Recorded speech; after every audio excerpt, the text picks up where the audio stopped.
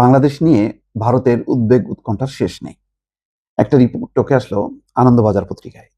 সেখানে যে শিরোনাম করা হয়েছে, তুরস্ক গেলেন বাংলাদেশের সেনা প্রধান, কতটা চিন্তায় নয়াদিল্লি, ঢাকায় তুর্কি নাচন কি ইসলামাবাদের পাকা মাথার ফসল?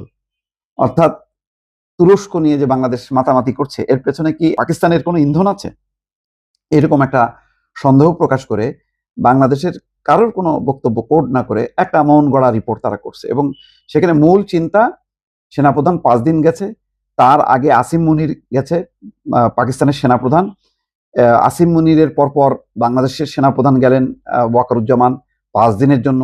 সেখানে কি এমন আছে? ওয়াকারুজ্জামান শেখ হাসিনার আত্মীয়, তারপরেও বর্তমান সরকারের সাথেই তার মানে নৈকট্য, এই সমস্ত ইত্যকার যাবতীয় তথ্য একের পর এক তুলে ধরেছে আনন্দবাজারের এই বিস্তৃত একটা প্রতিবেদন। তার ফাঁকে ফাঁকে বিভিন্ন রকম খবর আছে। আসলে ভারতের সাথে তুরস্ক পাকিস্তানের সম্পর্ক খারাপ। মানে ভারত মনে করে যে গত যে যুদ্ধ, পাক ভারত যে যুদ্ধ হলো, সেই যুদ্ধে পাকিস্তানের পক্ষে সরাসরি অবস্থান নিয়েছিল তুরস্ক এবং চীন। সুতরাং চীনের মতনই তুরস্ককে ঘিরেও ভারতের মধ্যে এক ধরনের চাপা আতঙ্ক আছে। সেই আতঙ্কটার বহিঃপ্রকাশ হচ্ছে এই রিপোর্ট। বোঝা যায় অনেকটা গোয়েন্দা তথ্যের উপর ভিত্তি করে একটা মন গড়া রিপোর্ট। বলা হচ্ছে যে ওয়াকারুজ্জামান তুরস্কের তৈরি বিভিন্ন সামরিক সরঞ্জাম, যার মধ্যে আর্টিলারি ব্যবস্থা এবং ড্রোন অন্তর্ভুক্ত রয়েছে, সেগুলো সম্পর্কে খোঁজখবর নেন। তুরস্কের সামরিক প্রযুক্তি এবং সামরিক সরঞ্জামের স্থানীয় উৎপাদন সম্পর্কে সরাসরি ধারণা পেতে তিনি দেশটির বেশ কয়েকটি প্রতিরক্ষা কেন্দ্র ঘুরে দেখেন বলেও খবর। বগুড়াতে একটা ড্রোন কারখানা তৈরি করার কথা তুরস্কের, সেটা নিয়েও তাদের উদ্বেগ উৎকণ্ঠা।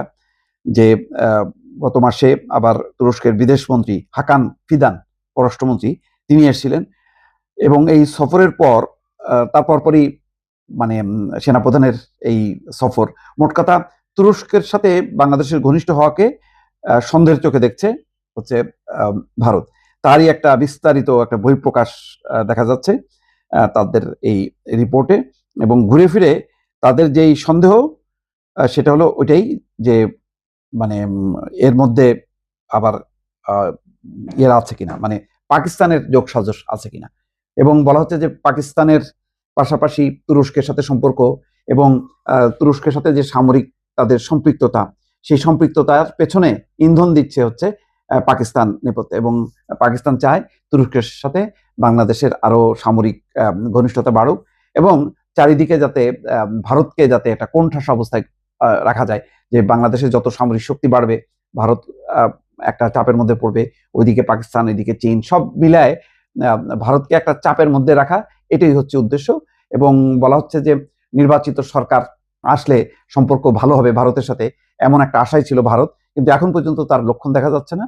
এবং ভারতের কূটনীতিক বা রাজনীতিকদের উচিত যে বাংলাদেশের সাথে সম্পর্ক বৃদ্ধি করার মধ্য দিয়ে পাকিস্তানের যে অভিলাষ, যে আকাঙ্ক্ষা, সেই আকাঙ্ক্ষাটা বন্ধ করা, এরকম একটা ধারণা এই রিপোর্টে দেওয়া হয়েছে। দর্শক।